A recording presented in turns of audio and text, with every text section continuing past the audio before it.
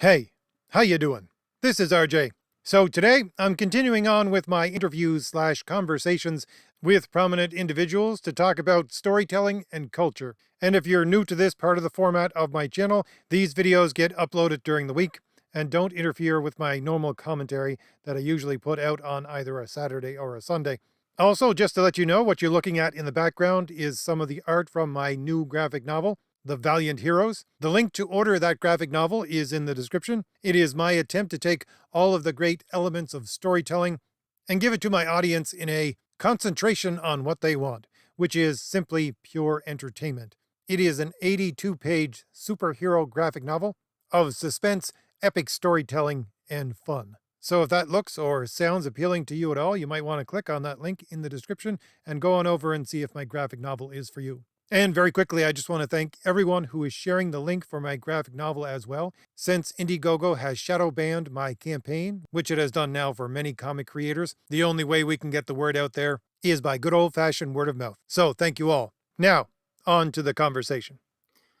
So, welcome back to my interview section of my channel, where I talk culture and storytelling with various prominent individuals. And one of those prominent individuals that I have with me here today is a man who is very well versed in storytelling and the craft of storytelling. I'd like to welcome Literature Devil. Oh, thank you for having me on. Appreciate it. Appreciate it. First, before I get into any of the heady questions, I usually like to ask one simple and fun question, and that is, what is your favorite story? There's a lot of them. There's a lot of them out there that I quite enjoy for various reasons. One of the major ones that had a lot of influence was "The Sun Also Rises" by Ernest Hemingway. That's a really cool one. A lot of really cool characters in there, and really interesting themes and ideas because it goes over the idea of a lost generation, what was lost in the Great War and everything.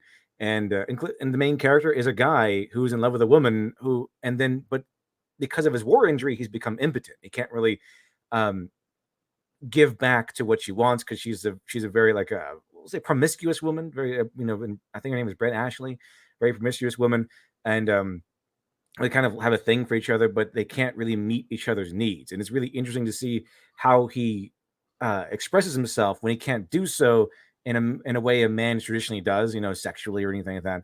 And what he does is he indulges in life instead. He indulges in everything about life and takes it in fully, while also pining for a woman that he could never really satisfy or make happy.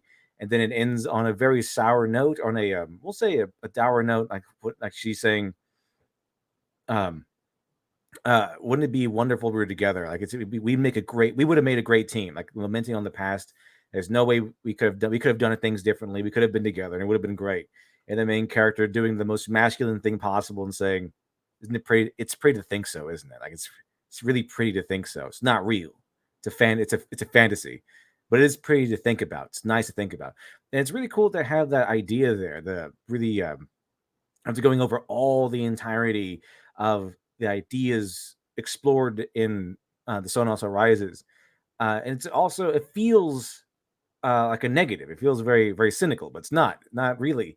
It's going off the heels of the Great War, but it also ties into a Bible verse, which I forgot entirely the Bible verse, but it's like this essentially the way I saw it is the book is about a sun setting, this long lost generation, but also the sun also rises. The sun sets and the sun also rises. Sometimes things don't work out the way we want them to. Sometimes romanticism is dead. Sometimes the great storybook ending is out of our reach. But other times it isn't. Sometimes it does work out the way we want it to. So people tend to focus on the negative, especially these days. All the stories and media we have these days tend to emphasize that your dreams are not real and everything is disillusioned and the magic is vanishing. But they're only focusing on one side of the coin, which is brilliantly explored in The Sun Also Rises. The sun sets, sure, but the sun also rises. Bad things happen, sure, but also good things happen as well. So I would say if there's one story So, that I really enjoyed, that one played one of the most influential stories to me in the way I write and the way I look at things, it would have to be that story. That's one I kind of just go to automatically. Yeah, that's pretty good. so would you say that you're attracted to character-driven stories more than anything else? Well, I do like the plot. a lot of plots, but yeah, characters. I really like the exploration of character, and in fact, my very first venture into comics was an exploration of character and how someone like a mad scientist would function if he became the center point of the story, and what a character like usually two-dimensional evil mustache twirling bad guy from a superhero book would be like if you're a real person, and explore those ideas and the contradictions and how to make him from a two-dimensional character, three-dimensional character. And in fact, it is quite common, in fact, for that to be the case. As Jack, I think his name is Jack Grapes, he mentioned that the character is the most important writing and story, because if you don't care about the character, you don't care about what happens to the character, i.e., you don't care about the plot, which is a big things happening in modern day media, and why they're failing. I think is because they gave us characters that are meant to be so inoffensive that they basically watered down to the point of nothing. There's nothing there, and we don't care about them. And if we don't care about the character, we don't care about anything else really. And I think that's one of the major problems. Not the major problem, but one of them. So, one of the things I find when I listen to your videos, and by the way, if you're not subscribed to Literature Devil's channel, I suggest you go on over and subscribe right now. He has wonderful videos. Thank But you. one of the things I find when I listen to your videos is the fact that we cover a lot of the same ground, you and I. But whereas I focus on the hero aspect of it and the exploration of the ideas behind where where heroes come from and how they're expressed in our culture, you focus much more on the craft of writing. Would you say that's a fair assessment with your videos? Oh yeah, I tend to majorly focus on the mechanics and the craft of writing, because it's easy to point at something, and it's easy to announce something if it's all about politics or a certain philosophy. But the thing is, a lot of modern day uh, media, a lot of modern day shows, TV shows, comics, whatever you might be looking at, it all comes down to poor mechanics. And the when you push an agenda or push an idea more so than the story mechanics, you tend to have a bad story. It's just to be awful. It has to be really really bad. And the idea propaganda is that it's really tough, or I would say almost impossible or impossible, to have a really good story and a propagandist story at the same time. What I've seen, for example, is there are stories with what we call woke elements in there, but sometimes the writing shines through despite the woke elements. They always tend to be a drawback. And if you and I actually explore this idea in one of my older videos, where I kind of compare two comic books of the from the indie sphere, where one I kind of like better in terms of what it explored than the other. And the one I like better was the woke one in terms of what it explored, but it turned out to be awful because of the woke stuff, because it really was held back by a not necessarily just woke, but any kind of idea that the author wanted to forcibly push over the narrative and the storycraft of the book. And whenever you put anything over the storycraft, anything over the narrative, it tends to bring down the entire work substantially. To bring those two ideas together that we just talked about, I always talk about not so much the mechanics of it, but more the fact that the idea of a story should be a representation of reality. It's pretty much the same thing. It's just on a different language, I guess, using to describe it. But if the mechanics aren't there, I totally agree that your story is going to fall down.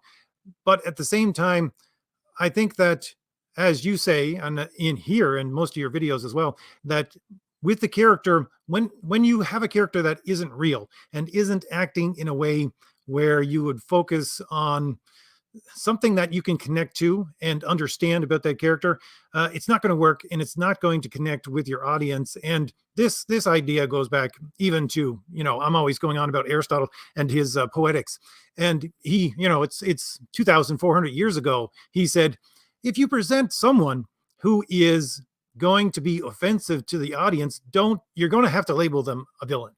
That's pretty much what you're going to do if you want your story to have any kind of traction. And again, what I find within modern stories and current stories, especially within comics, movies, television, is that what you have been describing exactly, the character, they're trying to have a character driven story, but it's a character that you don't want to spend time with and is not a good person. Do you find that as well? Oh, absolutely. You made three good points there. touch on three issues that I think are important. And yeah, we'll answer that one first. And that absolutely, if the character is offensive to the audience, they tend to be villainous. Is why in today we get like a bunch of characters that we're told are heroes. Like Captain Marvel would be one, where the audience just organically labels her as a villain because of how she acts and how little care she has for anyone else's well-being or anything like that. So it's just kind of all about her. And how callously she treats everyone around her, how callously she treats everything around her, just completely self-centered and selfish. And the thing is, people will fire back at that, saying, "Oh, we had some great shows and movies and things with villain protagonists." We That's true, but there's one thing that you need to have in order for us to accept any kind of main character, first of all, but especially if you're going to have a villain protagonist. And if the villain protagonist is going to be leading your work, they have to have a virtue. They have to have something in there, despite buried underneath, somewhere hidden under all that villainy, all that evil, has to be a virtue. Because if they don't have a virtue, then we're just following around some evil guy, and it's not that much fun. This is why the usual pattern with villain protagonists is that they're usually fighting a worse bad guy. That's kind of how it goes. Like if you, for example, like Afro Samurai, he's arguably a villain protagonist. He has a virtue. Like he's not really a like a wanton killer. Like he's not really just a manic killer. He'll kill people who are in his way. But the thing is, what makes him a villain is he'll kill anyone who's in his way, regardless of circumstance. I mean, he'll kill a father who's just trying to prevent more bloodshed so they can have the thing. So the headband, the MacGuffin, I guess you could say. So when you have a character who is offensive to the audience yet also lacks virtue, they are a villain. It doesn't matter what the show calls them. It doesn't matter what the writer labels them as. The writer can label them as the best heroes ever lived within the context of the story. But if they are offensive to the audience and have no virtue, no real organic virtues, then they're going to be bad guys. Like the audience is not going to budge on that. They are bad guys. They have to have a virtue. And you mentioned authenticity before. Authenticity to me is absolutely key to making a good story. And it's not just me saying that. Heck, I mean, you can go back to Neil Gaiman, Alan Moore, even like people like Joe Quesada, people who are now woke, who have written on the topic of stories, who have written in books, teach classes. They say honesty is the most important thing. And what honesty means in a story is that, sure, we know what we're reading is a lie, because that's what fiction is. They're lies put together, as Neil Gaiman says. They're lies we tell to tell true things, essentially. But when it comes down to honesty, we can kind of sense dishonesty pretty well. And to keep the apolitical version of this is the Mary Sue. We don't. It's been decades we've seen this Mary Sue character ever since it made its appearance in the menagerie. And the reason why we dislike Mary Sue's is not because we hate women or anything like that. It's because everyone hates lies. We hate inauthenticity. We hate falsehoods. And what a Mary Sue is a falsehood. I mean, they'll have like I think the original Mary Sue was a 15-year-old girl who's like the youngest lieutenant, and everyone just loves her intrinsically. It immediately loves her. She can do no wrong. She's always right, and everyone just like treats her as a hero. And she dies valiantly at the end.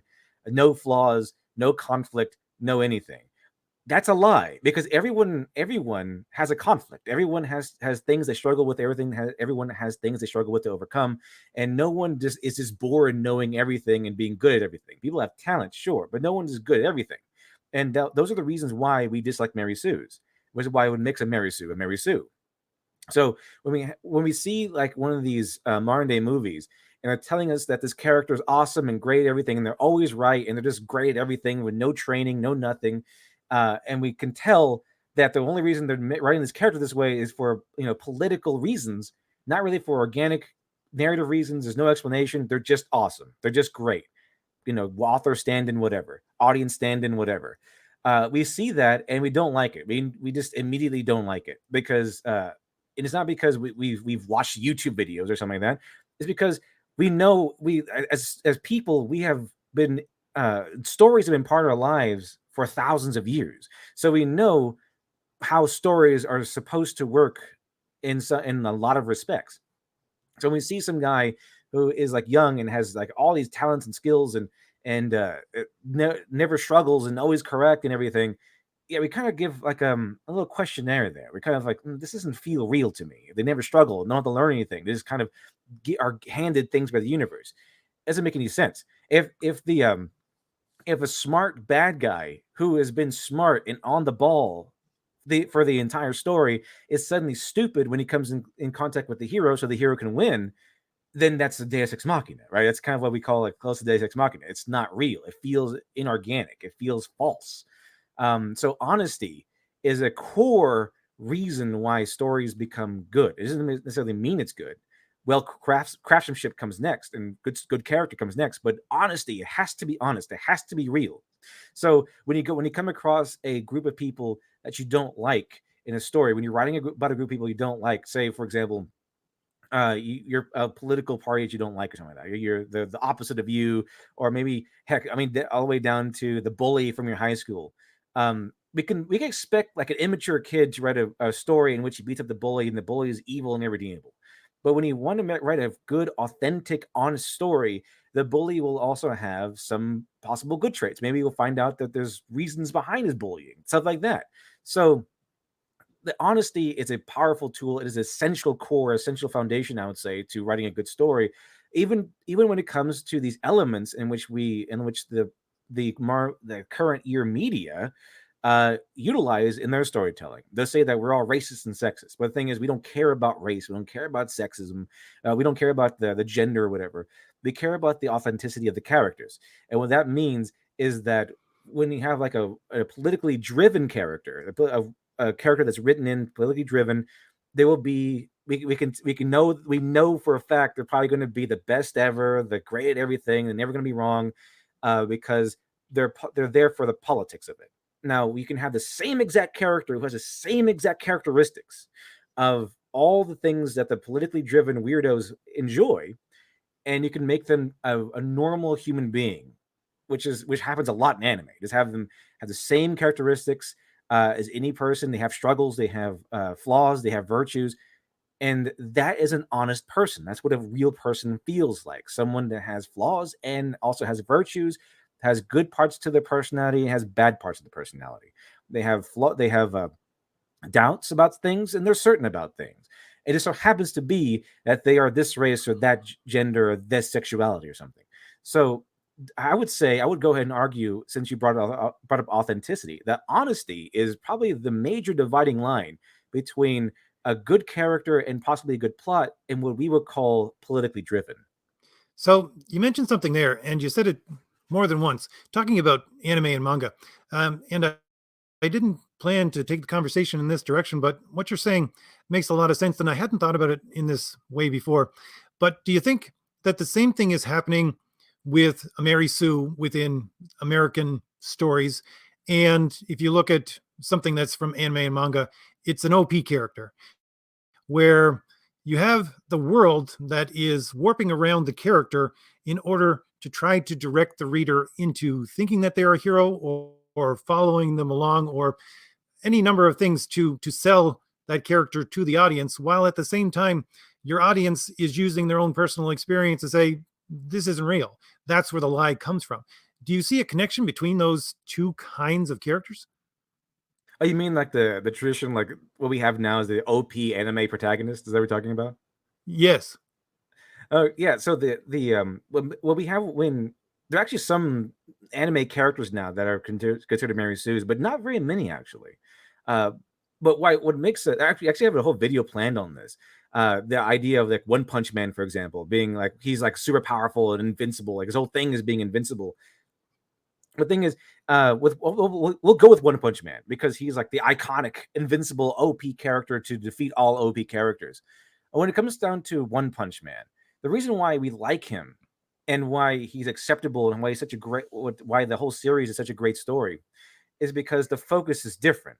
This is why I compare him to Ray, where with in the Star Wars sequel trilogy, the focus with Ray as a story, as a character, quote unquote, is that she's being powerful enough to beat bad guys. The focus is being the bad guys, slaying the villains. You know, essentially going down to the archetypical stuff. You know, this slaying the dragon. She's the hero, slays the dragon. And that's her goal, to slay the dragon. That's the goal of the story, to slay the Empire, destroy the First Order, that sort of thing.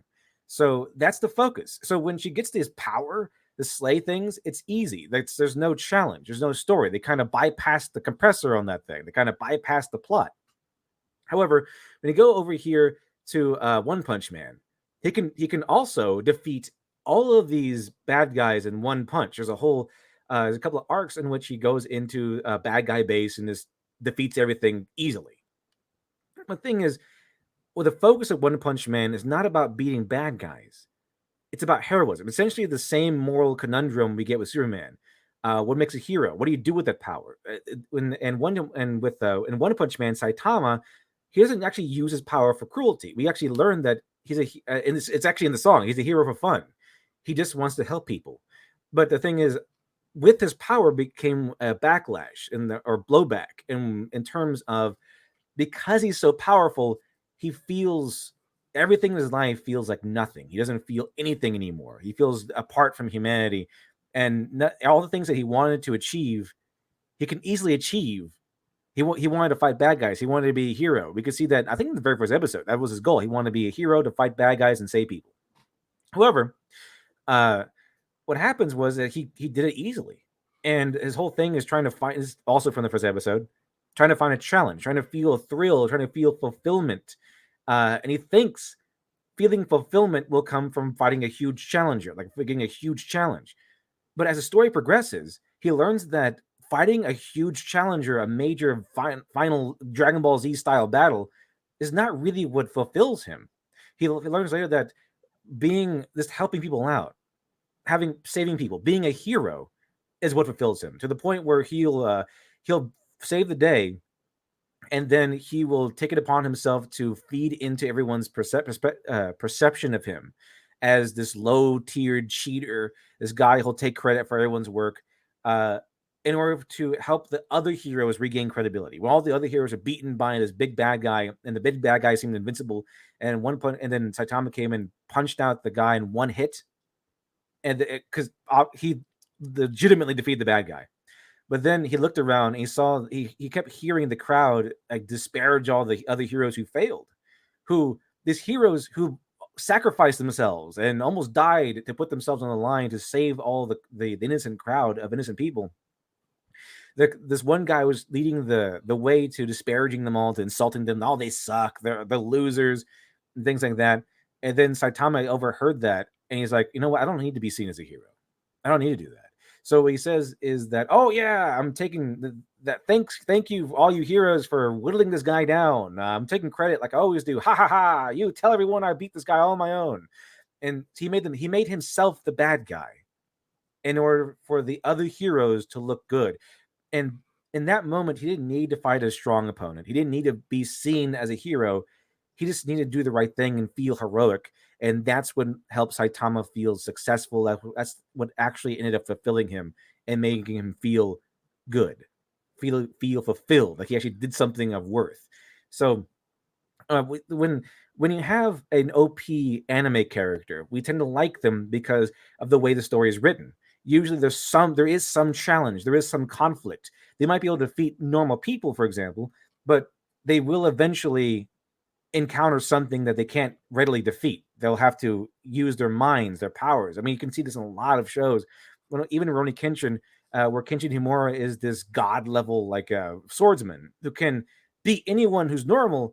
When he encounters like the Oniwaban group, he has a lot of trouble fighting them. When he encounters the Hajime Saito, I think he almost loses to him. So when he encounters guys from the past, guys who are capable of strength and skill and everything, he has a huge challenge, to the point where he sometimes almost loses, and I think he loses a couple of times. So in these terms, yeah, the main characters of an anime, if it's written pretty well, can be powerful, ludicrously powerful, in fact. You get this in One Piece as well. But there will also exist in the world other characters that can challenge or even overwhelm them. So there will be challenge. There will be places to go where they can grow and mature and face down the dragon, where the outcome of the battle is not completely certain. They will encounter that. The Mary Sue does not encounter that. The Mary Sue is just everything works, everything's great, they're always right, they always win, and so that is that's fake. That's false. That's not. We immediately see that as a bad character, a detriment to the story, and it is a falsehood of a person.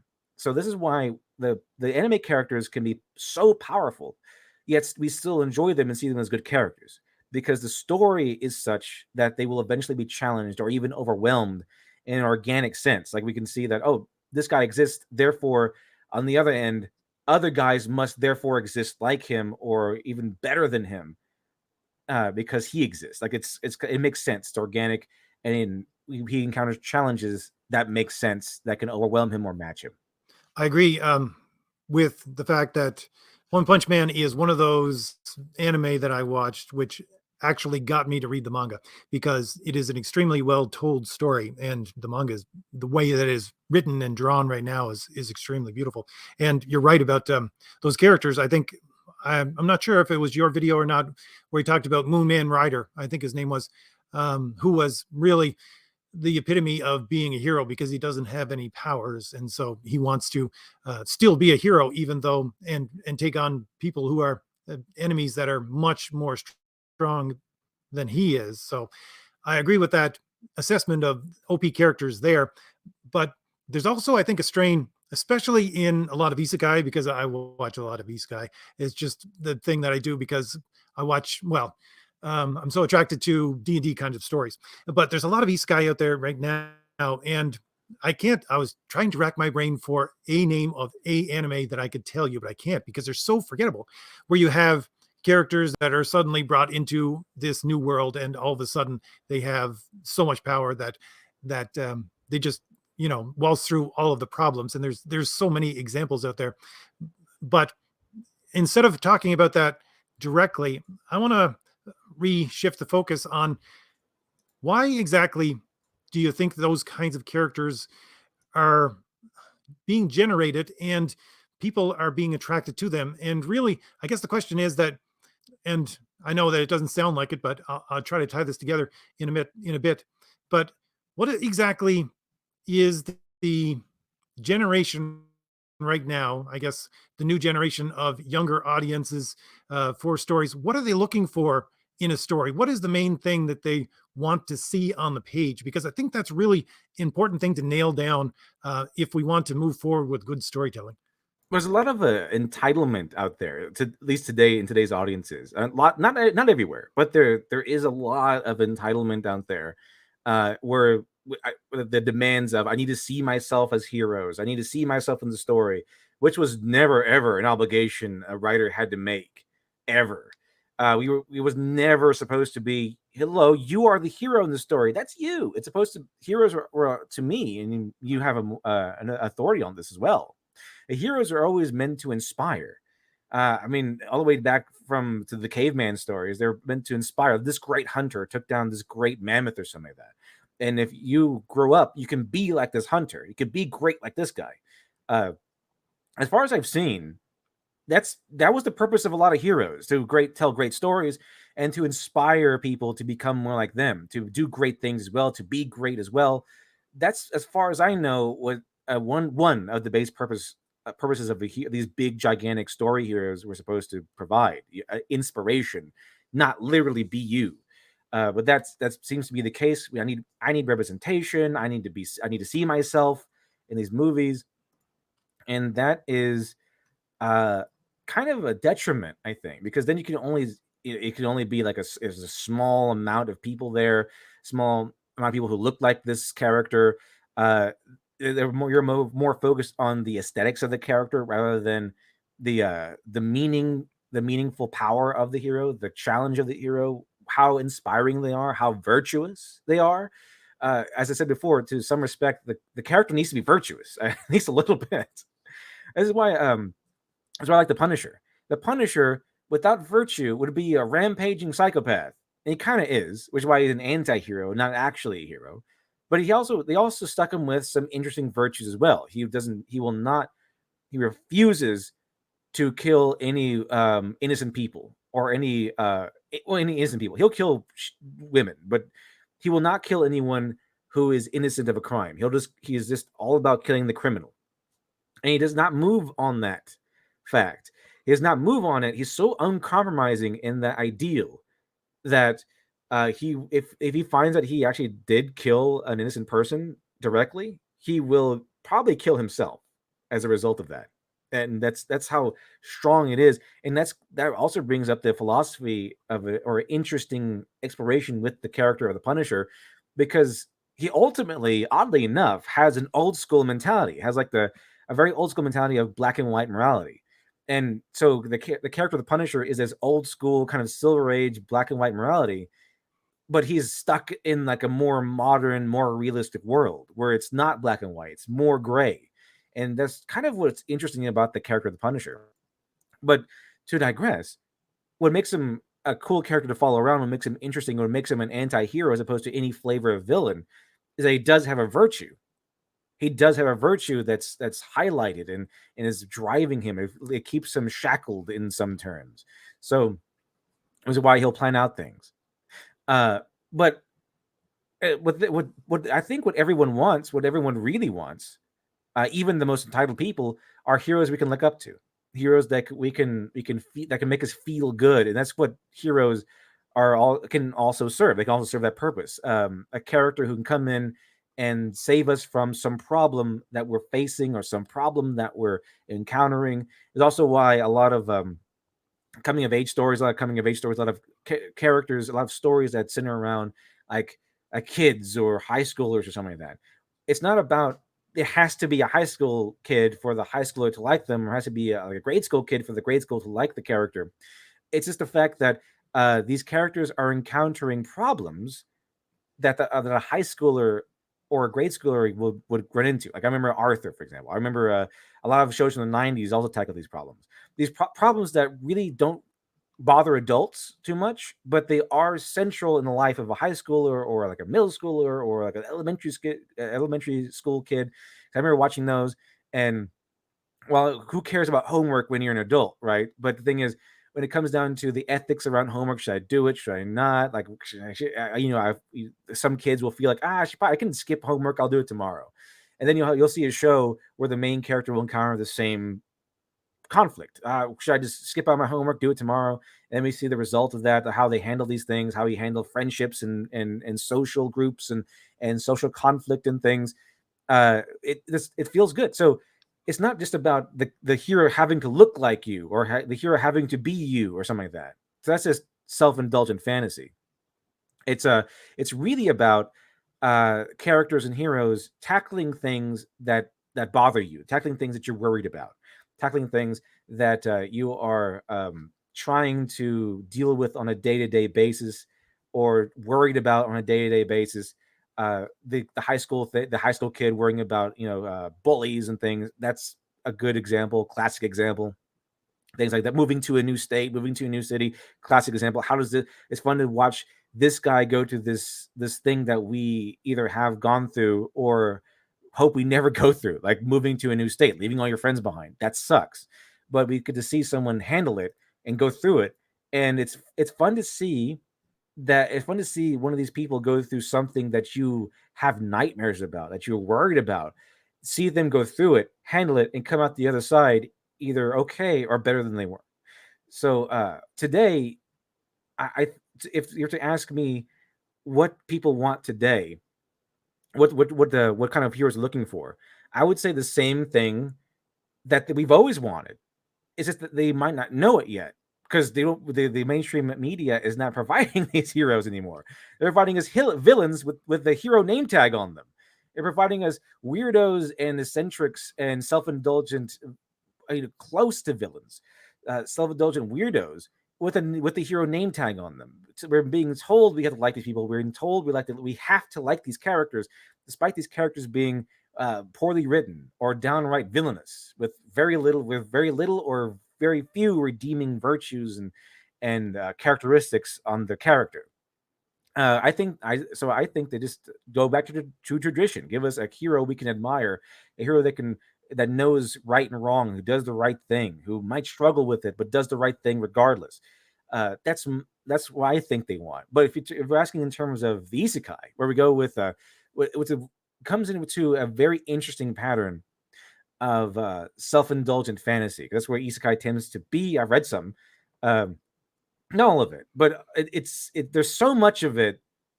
It's not all, but there's so much of it that it's been tagged with it. Like it's been tarred and feathered with this idea of, oh, overpowered protagonist, who gets all the ladies, gets a harem, gets the busty elf, as everyone, no one can stand up to him, and completely overpowered. Now, I think why people are attracted to that character, if you're asking that, is um because there's a lot of people who feel trapped in today's society. Like a lot of people who feel powerless and who feel like they don't have a skill. A lot of people are exploring for a legacy. That people want to do something meaningful. We have commercials about this now.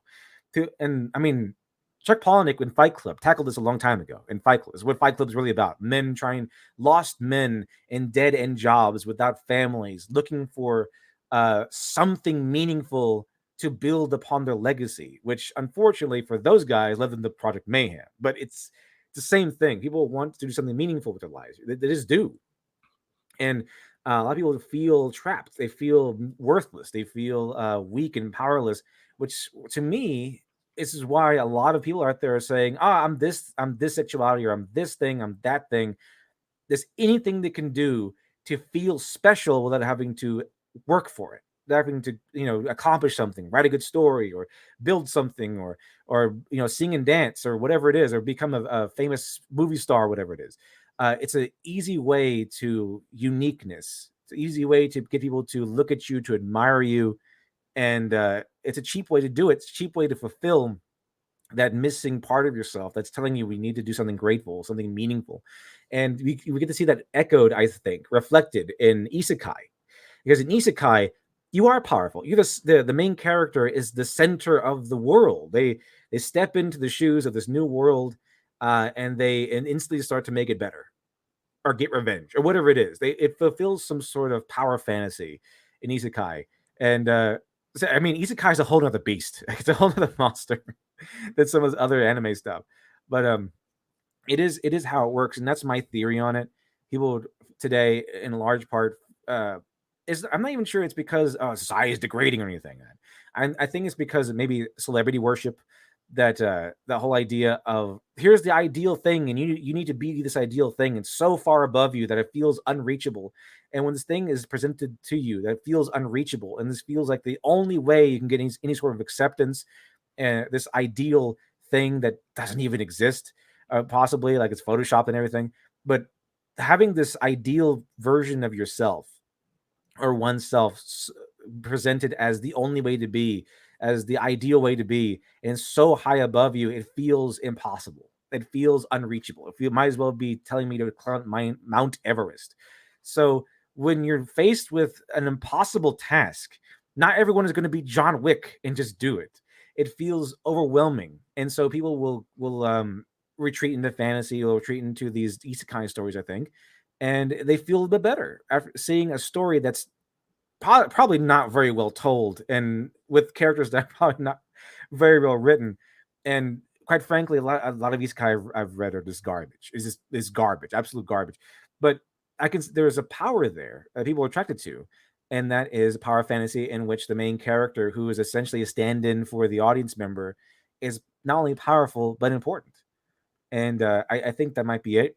Uh, I'm not going to die on the hill of that. I can definitely see some other arguments coming in, or could see some other arguments coming in as to why this is the reason. But to me, that seems to be the case. They want something to feel special. They want to build a legacy. They want to feel special in some way. And when they're presented with, this Hollywood perfection, Hollywood style perfection, uh, feeling meaningful, feeling important, and feeling accomplished feels out of their reach. And so they'll just say, I want to see myself as a hero. I need something to make me feel better than where I am now. This is why you get the self-indulgence and a lot of entitlement. And I need this. I need to see myself as a hero. I need to see that there's hope. That's my theory on that. So if you're asking me why people attracted to isekai, I think that might be the reason. People want something to feel better about themselves. Isekai allows them an escape into that fantasy of, I'm important, I'm great, I got the busty elf on my side, things like that. But if you're asking me what today's audiences, even today's young kids, would want in a hero, I think it's the same thing that we've had in heroes for a very long time. Someone we can aspire to be, someone to inspire us, something to make us feel as if there are people fighting against evil in the world, and someone we can ultimately look up to, a virtuous person, a person of virtue we can look up to. So to springboard off of that, I think that this is the exact reason why most anime and manga, well, I would say a lot of people are finding anime and manga and going towards them for entertainment. It's because that they're looking for a place to explore ideas. And you're not going to find that within Western, American, European storytelling right now. Because right now, when you read a quote unquote progressive story, which is all you're going to get within mainstream entertainment right now from North America and Europe, is you're being taught ideas, you're being told ideas, you're not being given a sandbox in order to play around with ideas or to think, what would I do with this idea? What would I do with this situation? But you still have that within anime and manga, within the popular culture of Japanese storytelling. And I'm sure even if people could get a hold of a lot of light novels, they would see the exact same thing. Because within that culture, you're still allowed to explore ideas and to have, again, which is what is basically a representation of reality, but somewhat skewed representation, so that you can explore what you could do, what you could do in a situation that is presented within this world. And therefore, it's kind of like an easy way, a safe way to think to yourself, well, what would I do in this situation? And in exploring those ideas through storytelling, I think that's what's missing primarily through a lot of what you see within North America and, again, European storytelling right now. And that's why, in my estimation, anyways, so many people are being driven towards anime and manga. What do you think about that idea? Oh yeah, absolutely. I mean, anime and manga, as far as I've seen, because I was not a weeb really at all before all this happened. So I'm still a novice in terms of that compared to a lot of people online. But I have expanded my repertoire, I guess you could say, in anime and manga. And yeah, as of right now, it mostly keeps the traditions of storytelling. There's no like political message being shoved in your face, not being told what to do. Here they just want to say, here is a story, here's how it goes, and you can make of it whatever you want. And that's kind of what happens. Um, and the reason for that, if this is still true, is explained very well by Hirohiko Araki, which is the guy who wrote the Bizarre no, JoJo Bizarre Adventures. When he started, they actually kind of an open door policy in Japan where pretty much anyone, even a random school kid like him at the time, can enter a script, of a story, but they'll treat you all the same. And he said it wasn't too uncommon for writers to run out of the editor room crying their eyes out because of how cruel and how merciless the editors were. And but the thing is, if you were good enough, they published you. They published you, and they gave you a chance. They gave you a chance to succeed. And the only benefit you get for being a previously published writer under their publishing house is that they will allow you to submit something. They will allow you to submit like a premise, like a proposal rather than an entire script or something. So they don't care. Like if your thing is good, if your story is going well and it stops selling, you're done. They cut you out. So it's not. And over here in America, it's not just me. It's not just me guessing. Okay, I've read books on this. I read books by industry professionals who have said this.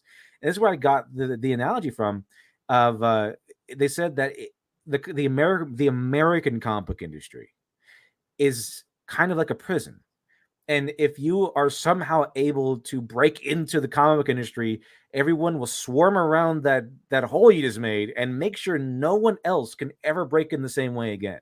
It's just that built on nepotism and camaraderie, where they really despise new blood coming in. They really despise that. And so that's why you get like Gail Simone making like no sales, or one of these tamburinas making no sales but still continuing to get work, because when she made it in, you're kind of you've made it. you're not really going to get drummed down unless you vote the wrong way now or something. But that's kind of a piece of that where why manga and anime have are still maintaining the traditional storytelling techniques because they have to. They're not worried about politics. They're worried about sales. They're worried about money. They're worried about will your story sell, and that's kind of what their main point is. And so when you want to sell a story, boom, you sell it the best way possible. You sell it in the way you write the story in the way you think people will like it, and that's kind of where it is. Why we see people rushing towards manga and anime, and over here, while over here in the West, people have the writers have the luxury of pumping out one propaganda piece after another without the threat of getting fired, because this is how it works. You made it to the industry, you're in. Like you're a member of the club. We'll make sure no one else comes out behind you.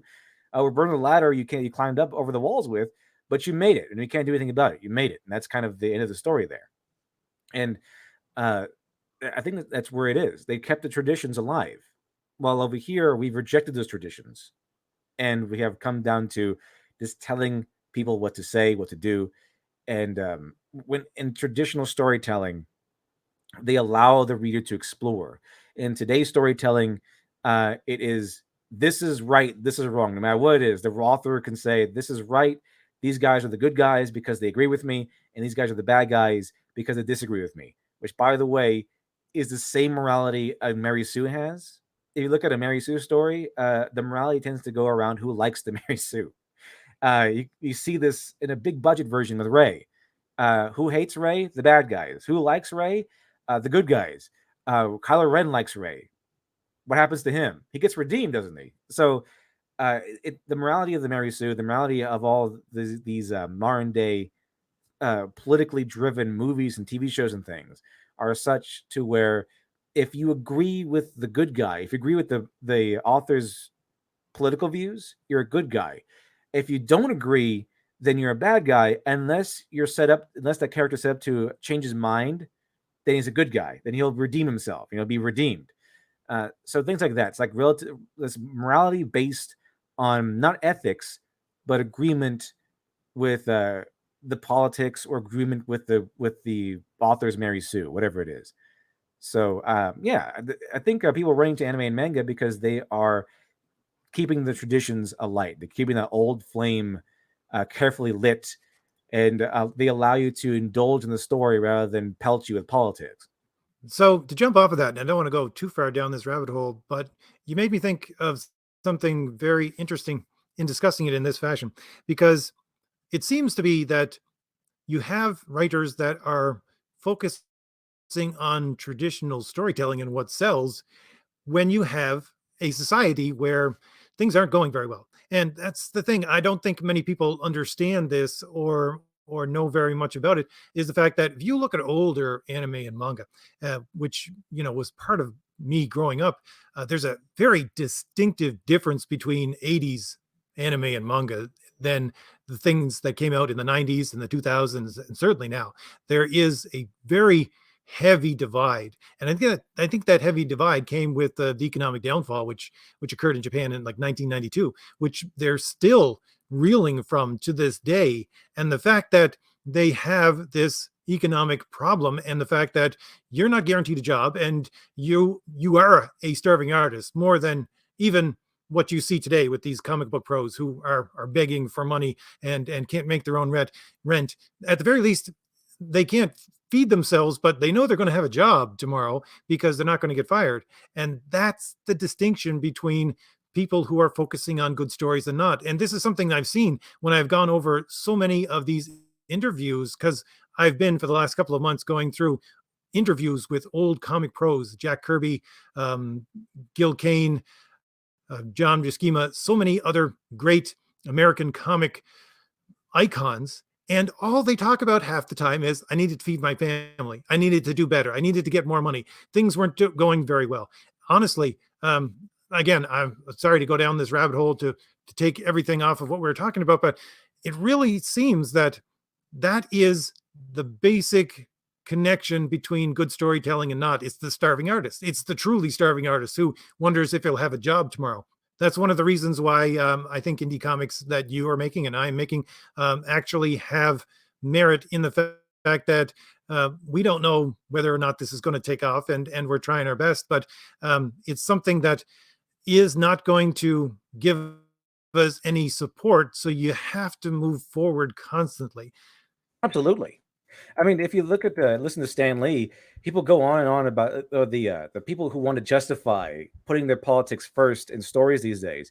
Will always turn to Stan Lee and say, "Oh, Stan Lee did it. Stan Lee was great. Stan Lee put all kinds of crap in his comic books, and you loved them. It's just you don't like it these days because it's us or whatever." But no, that's not what Stanley did. Stanley said himself that he only, if he ever put that stuff in the social issues, it was always in the background. That's what you do.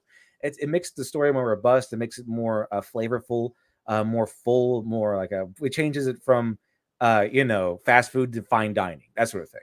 It doesn't have to be social issues. It can be, but it can be something else. But a story is better if it has another layer to it, like social issues, not necessarily social issues. In fact, Neil Gaiman said this also, where you don't have to necessarily step on your box, but you have to say something. A good story says something. It shouldn't tell you what to think or how to feel, but a good story should always say something. Whether it be a commentary on a social thing or a commentary on the idea of the universe or creation or the meaning of life, whatever it is, it doesn't have to be political or social. But they make you think that but every story must be political or social. It's not true. But to go back to Stan Lee was not there to make a political treatise every issue. Okay, when he really, when he made like the Incredible Spider-Man, he wasn't saying that we should end whatever party or whatever. He didn't say that we should punch our neighbor in the face. He was saying when he made Spider-Man, he was trying to sell a comic book, and that's kind of what it is. He Stan Lee was the guy who says, we don't need to race bait anything. Just make a new character. We don't need to need to make Spider-Man gay. Just make a new character. He was that was just normal to him. Just make a new character. What's so tough about it? Just make a new guy. It's fun. It's cool. Just make a brand new character. You could do whatever you want with them right from the beginning without having to alter a mainstay character that already has a following and a fan base. In fact, that is exactly how the X-Men were created. Stanley had run out of ideas how to make new characters, how to make new powers, sources for the powers. Yeah, and in his term, he said, "I ran out of rays. I used gamma rays, beta rays. I ran out of rays." So if only Disney had run out of rays. But the thing is, when he made the X-Men, he's like, if you don't forget, they're always born this way, all right? They're all just born with the powers now. Boom, easy, done. So that way you can make like a bunch of characters, and he doesn't have to really worry about it. And then it transformed into maybe like a little more weight to it came in with the idea of, it's about the oppressed people and how they're fighting to be recognized and accepted by the larger form of society. Then you have the people always compare this like, it's obviously Martin Luther King Jr. and Malcolm X. It's not really, not necessarily. They're universal. You always, whenever there is a minority group within a large group, there will always be this need or this want to be or this outcast feeling to them. I mean, everyone went through this from this is not necessarily minorities, but also like the Irish, the Italians. Pretty much everyone has gone through this at some point, and it's the yearning to be accepted and the drive to be accepted. And then on the other side, there is a group that wants to make people accept them through violence and more, we'll say, chaotic means. So it's not necessarily, you can equate them to Martin Luther King and Malcolm X, but it's not. They're both people who are another version of things that tend to occur under these circumstances. So when Stan Lee wanted to make a new character, he made a new character. That's what his job was, to sell comic books. He sell comic books by making new characters, making new people, making new number ones, making new stories, issues, sales. And what he had to do to make sales. And sometimes that meant making a more robust story in terms of adding in social issues or politics or philosophy. I mean, anime does it all the time with philosophy. It's known for that. In fact, I think it became a trope. When people make fun of anime and manga, or lovingly usually, they will add in like the opposing philosophies, like this the two philosophies clash, because that's what anime and manga tends to explore. It's the same thing as adding in social issues and things. So yeah, Stan Lee was not there to give you a political speech every issue. He was there to sell you comics. That's why he made it more friendly for kids because he learned that kids are reading comic books. So he wanted to put more issues in there. He wanted to put more values in there. He wanted to make sure that his main goal was not to change your kids' minds or to teach your kids or to take over as the parent for these kids. His main goal, and this he said this himself, was to make sure that he wrote these superhero comics in such a way that the kids could read them and not go away damaged, not go away thinking crime was cool, not going away thinking that skipping school was cool. He wanted to entertain them. He did not want to damage them. That was the idea. So Stan Lee, the old say from sun up to sundown, was this great guy who had all these politics in there. And if you don't like putting our overt biased politics in these comic books now, and you don't like us switching up all these characters, then you're a bigot and you don't like Stan Lee. You're against Stan Lee. That is a lie. Stan Lee was not there to give you a political lesson. He was there to sell comics. A starving artist, there to sell comics. So absolutely, all of these great people were there to tell a story and try to sell a comic book in the meantime. They're trying to sell you comic books so they can eat. Sell you comic books. They weren't trying to succeed in the industry, succeed in selling comics, succeed in selling a story, succeed in giving you great, awesome characters. And the way you do that is to have good story craft and to actually say something with a story. And that's how it went. They're trying to rewrite that as everything was always political. Not really. Everything was always there to tell a story, but not always political. And you're right about the starving artist.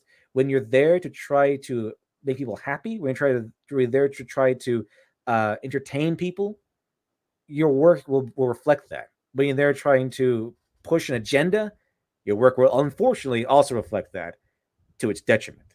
Okay, so we're coming up on the end of our hour, but before we get there, I just want to ask you something off of what you just said.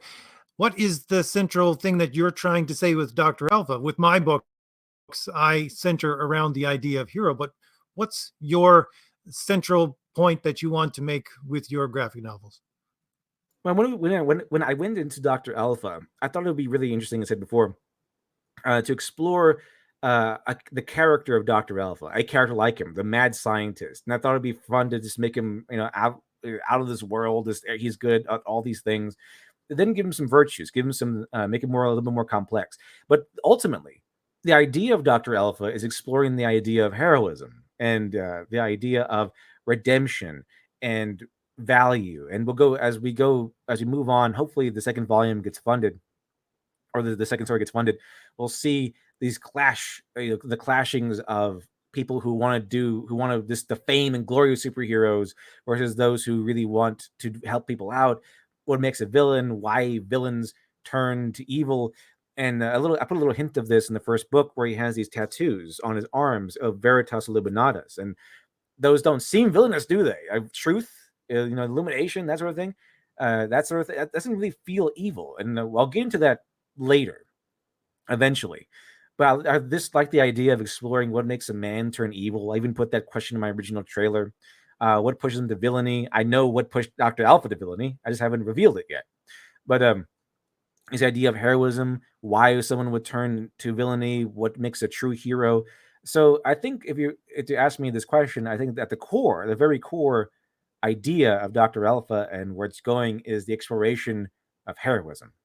All right. So that's actually very similar to what I'm trying to do with my books, in so much as I have heroes and I want to present them as heroes, but in the world that they're in, they're seen as villains. So if you want to hear more from Literature Devil, as I said, you should go on over to his channel. He has spectacular videos breaking down a lot of very intricate things within storytelling and the craft of story. So thank you very much for being here and for doing this interview with me. No problem. Thanks for having me on. It's a lot of fun. So, I want to thank Literature Devil for coming and sharing his thoughts on culture and storytelling. And just a few quick reminders. Number one, these new format videos are going to be uploaded every week during the week, usually on a Wednesday or a Thursday. And two, the link for my graphic novel is in the description. If you're looking for nothing but pure, simple entertainment, you might want to click on that link and go on over and see if my graphic novel is for you. All right, I'll see you next week. Bye.